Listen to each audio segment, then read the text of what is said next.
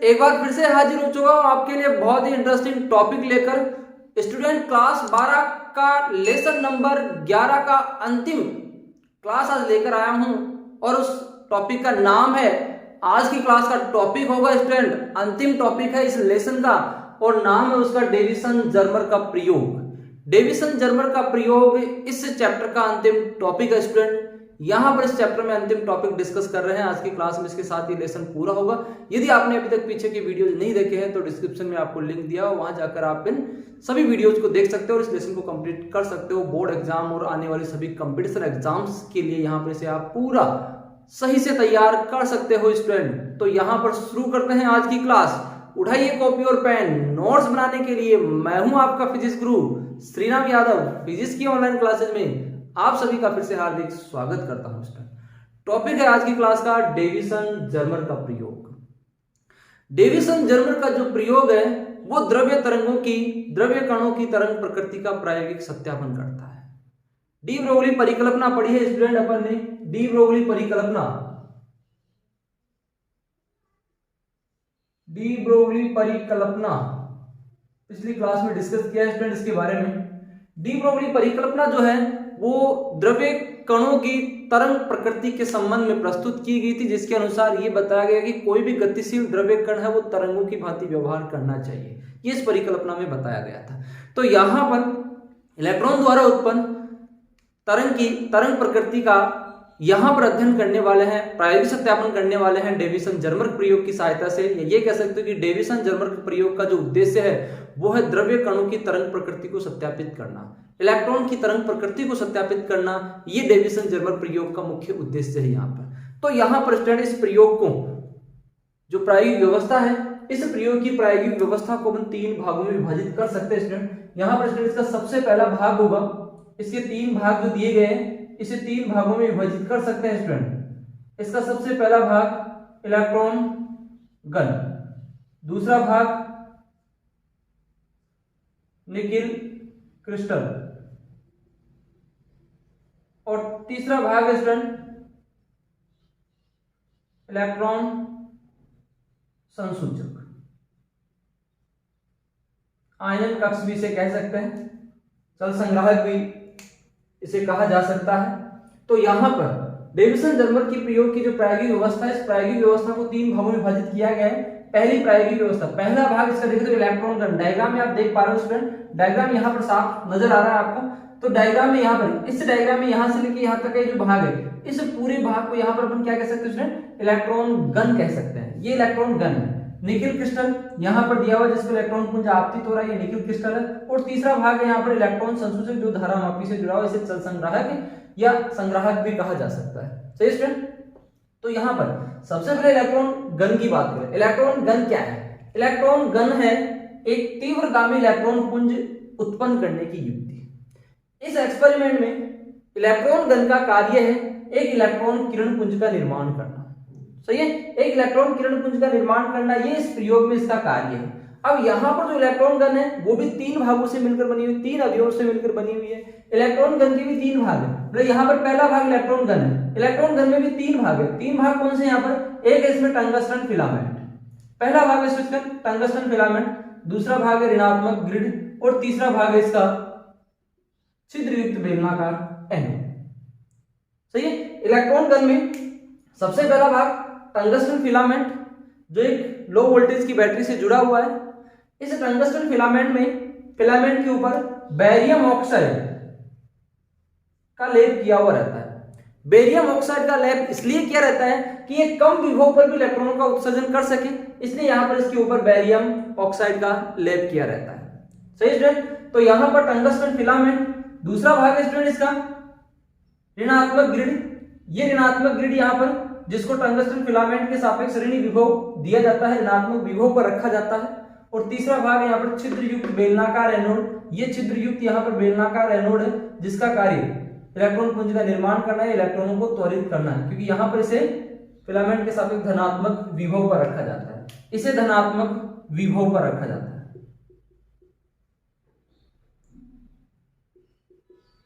इसे धनात्मक विभव पर रखें और इस ग्रिड को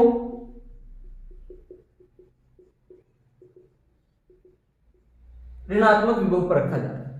सही स्टूडेंट, तो यहां पर जो इलेक्ट्रॉन गन है वो तीन भागों से मिलकर बनी हुई है, टंगस्टन फिलामेंट, ऋणात्मक ग्रिड और बेलनाकार जो एनोड है। इन तीनों युक्तियों को संयुक्त रूप से इलेक्ट्रॉन गन नाम दिया गया। सही स्टूडेंट, यहां पर दूसरा भाग इसका निकिल क्रिस्टल। निकिल क्रिस्टल इस प्रायोगिक व्यवस्था का दूसरा भाग है। निकिल क्रिस्टल पर आपतित होने वाले जो इलेक्ट्रॉन पुंज है, उन इलेक्ट्रॉन पुंजों को क्रिस्टल द्वारा सभी दिशाओं में, विभिन्न दिशाओं में प्रकीर्णित कर दिया जाता है। निकिल क्रिस्टल के परमाणुओं के बीच की दूरी होती है स्टूडेंट 0.914 एंगस्ट्रॉम। निकिल क्रिस्टल के परमाणुओं के बीच की दूरी होती है। तीसरा भाग है इसका इलेक्ट्रॉन संसूचक। ये इसका तीसरा भाग है। इलेक्ट्रॉन संसूचक एक वर्ताकार पैमाने पर गति करता है जो किसी विशेष दिशा में विवर्तित इलेक्ट्रॉन पुंज की तीव्रता का मापन करता है, जिसका मान धारामापी में प्रवाहित धारा या उत्पन्न धारा के अनुक्रमानुपाती होता है। सही स्टूडेंट, तो यहां पर इसकी प्रायोगिक व्यवस्था, कहने का मतलब इसकी जो बनावट है वो बनावट क्या है? बनावट, डेविसन जर्मर प्रयोग की बनावट क्या है? तो बनावट में यहां पर स्टूडेंट ये तीन भाग मुख्य रूप से इसमें दिए गए हैं, इलेक्ट्रॉन गन, निकिल क्रिस्टल और इलेक्ट्रॉन संसूचक। ठीक है, इलेक्ट्रॉन संसूचक यहां पर तीसरा भाग है इसका। अब यहां पर इसकी क्रियाविधि देख रहे हैं, क्या है इसकी क्रियाविधि? क्रियाविधि के बारे में यहां पर देखा है। बनावट को तीन भागों में विभाजित किया गया।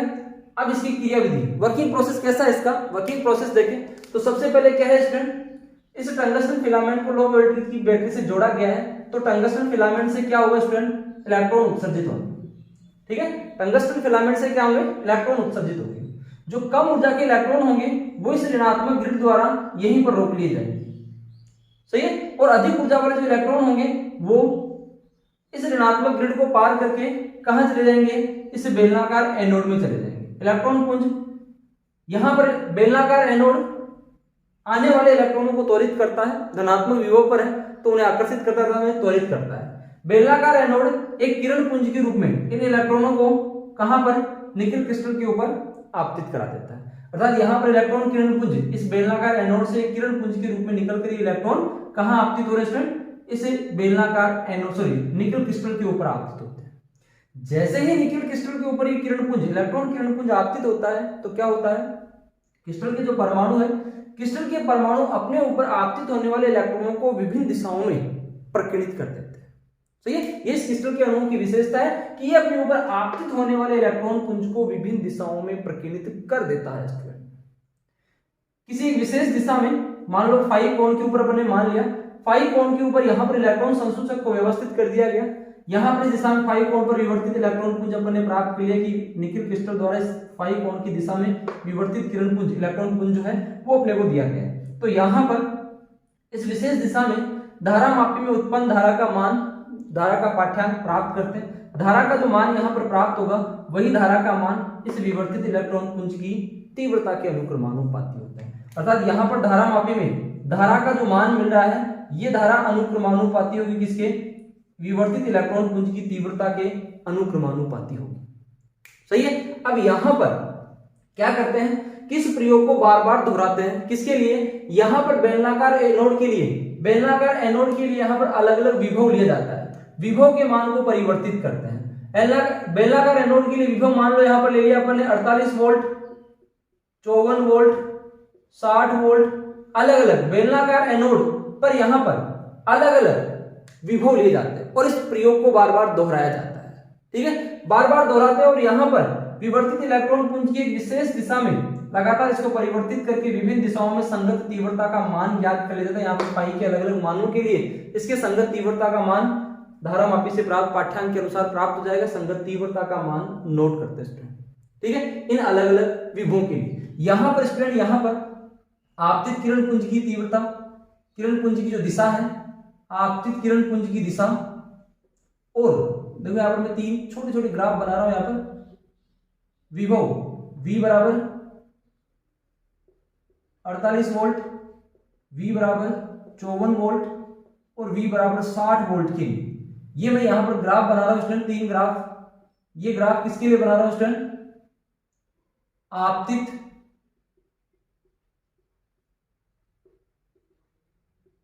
इलेक्ट्रॉन पुंज की दिशा, आपतित इलेक्ट्रॉन पुंज की दिशा और तीव्रता के बीच में, तीव्रता I के बीच में ये ग्राफ खींचा जाता है। सही है। इलेक्ट्रॉन पुंज की दिशा और प्रकीर्णित या विवर्तित इलेक्ट्रॉन पुंज की दिशा के बीच, विवर्तित इलेक्ट्रॉन पुंज की तीव्रता के बीच में ग्राफ खींचते हैं। तो स्टूडेंट यहाँ पर ये ग्राफ देखो अपने को किस प्रकार प्राप्त होता है। ये ग्राफ यहाँ पर अपने को अलग अलग रूप में प्राप्त हो रहा है। इस प्रकार ये ग्राफ अपने को प्राप्त हो रहा है स्टूडेंट। इनमें से यहाँ पर ये जो बीच वाला ग्राफ है स्टूडेंट, ये देखो, ये यहाँ पर फाई बराबर 50 डिग्री पर है। जब फाई का मान 50 डिग्री रखा जाता है और एनोड का विभव 54 वोल्ट रखा जाता है, तो 54 वोल्ट और 50 डिग्री के ऊपर इस ग्राफ में जो उभार है वो अधिकतम प्राप्त हो रहा है। इस ग्राफ में ये उभार अधिकतम प्राप्त हो रहा है। इसका मतलब यहाँ पर फाई का मान अपन ने कितना लिया है, 50 डिग्री। फाई का मान अपन ने 50 डिग्री लिया है।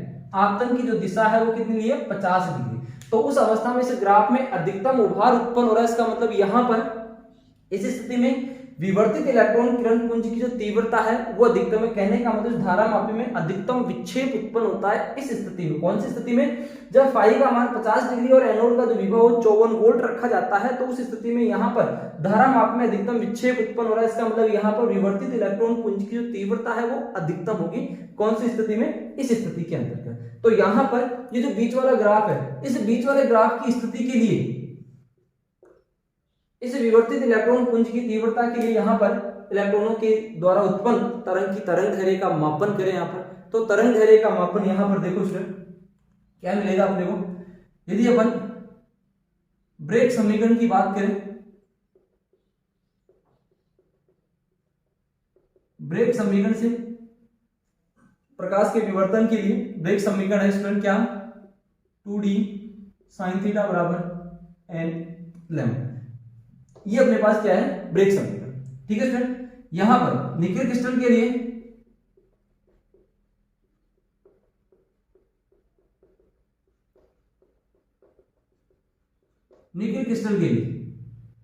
डायग्राम में स्टूडेंट देखो यहां पर theta plus phi plus theta is equal to 180 degree. मतलब यहां पर स्टूडेंट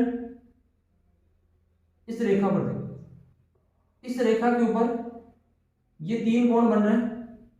इन तीनों कोणों का योग 180 डिग्री हो। तो theta plus phi plus theta is equal to 180 degree. 2 theta plus phi, phi का मान स्टूडेंट कितना लिया अपन ने, फाई का मान 50 डिग्री, फाई का मान 50 degree is equal to 180 degree. इसका मतलब यहाँ पर 2 थीटा बराबर 130 डिग्री, तो थीटा बराबर स्टूडेंट कितना हो गया, 65 डिग्री। थीटा का मान यहाँ पर निकेल क्रिस्टल के लिए क्या है, 65 डिग्री। और निकेल क्रिस्टल के परमाणुओं के बीच की दूरी d बराबर 0.914 एंगस्ट्रॉम। ठीक है। और प्रथम उच्चिष्ट के लिए, प्रथम उच्चिष्ट के लिए n बराबर क्या हो जाएगा स्टूडेंट, 1। तो ये सारे मान इस समीकरण में पुट करें तो ब्रेग समीकरण से अपने क्या मिल रहा है,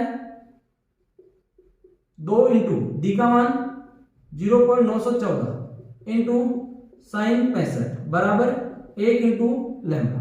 तो 2 गुणा 0.914 इंटू साइन 65 का मान 0.906 बराबर लैम्डा। इसका मतलब स्टूडेंट यहां पर लैम्डा बराबर लगभग अपने को प्राप्त हो रहा है 1.65 एंगस्ट्रॉम। लैम्डा का मान यहां पर अपने को विवर्तन के लिए दिए गए ब्रेग समीकरण की सहायता से ये प्राप्त हो रहा है। विवर्तन के लिए जो ब्रेग समीकरण दिया गया, उस ब्रेग समीकरण की सहायता से अपने को इस इलेक्ट्रॉन पुंज के द्वारा उत्पन्न तरंग की तरंग दैर्ध्य ये प्राप्त हो रही है। यदि डी ब्रोगली परिकल्पना की बात करें, डी ब्रोगली परिकल्पना से क्या होगा, इलेक्ट्रॉन के लिए, त्वरित इलेक्ट्रॉन के लिए तरंग दैर्ध्य का मान 12.27 बटे अंडर वी। V का मान यहां पर कितना लिया स्टूडेंट, 54 वोल्ट, तो अंडर रूट 54 एंगस्ट्रॉम। तो इसको सोल्व करते हैं तो यहां पर मिलता है स्टूडेंट अपने को 1.67 एंगस्ट्रॉम। अर्थात यहां पर तरंग दैर्ध्य का एक मान ये मिल रहा है, तरंग दैर्ध्य का एक मान ये मिल रहा है। सही स्टूडेंट। तो इसका मतलब यहां पर ये दोनों तरंग दैर्ध्य क्या है, लगभग बराबर। ठीक है। यहां पर विवर्तन के लिए प्राप्त ब्रेग समीकरण से प्राप्त तरंग दैर्ध्य और डी ब्रोगली परिकल्पना से त्वरित इलेक्ट्रॉन के लिए प्राप्त तरंग दैर्ध्य का जो मान है वो लगभग बराबर है, मतलब बराबर ही स्टूडेंट, लगभग बराबर 1.65 एंगस्ट्रॉम और 1.67 एंगस्ट्रॉम यहाँ पर प्राप्त हो, इसका मतलब लगभग बराबर है। इससे ये स्पष्ट होता है कि यहाँ पर इस विवर्तित इलेक्ट्रॉन पुंज द्वारा, गतिशील इलेक्ट्रॉन पुंज द्वारा उत्पन्न तरंग की जो तरंग दैर्घ्य है वो यहाँ पर अपने को प्राप्त हो रही है। इस आधार पर यहाँ पर डी ब्रोगली परिकल्पना का भी सत्यापन किया जा रहा है। इस डेविसन जर्मर प्रयोग की सहायता से डी ब्रोगली परिकल्पना का भी प्रायोगिक सत्यापन हो रहा है, या फिर द्रव्य कणों के लिए जो तरंग प्रकृति प्रस्तुत की उस तरंग प्रकृति का सत्यापन भी यहाँ पर इस डेविसन जर्मर प्रयोग की सहायता से किया जा रहा है स्टूडेंट। तो यहाँ पर इसका एक स्क्रीनशॉट लीजिए, बहुत इंपॉर्टेंट टॉपिक है बोर्ड एग्जाम के लिए स्टूडेंट।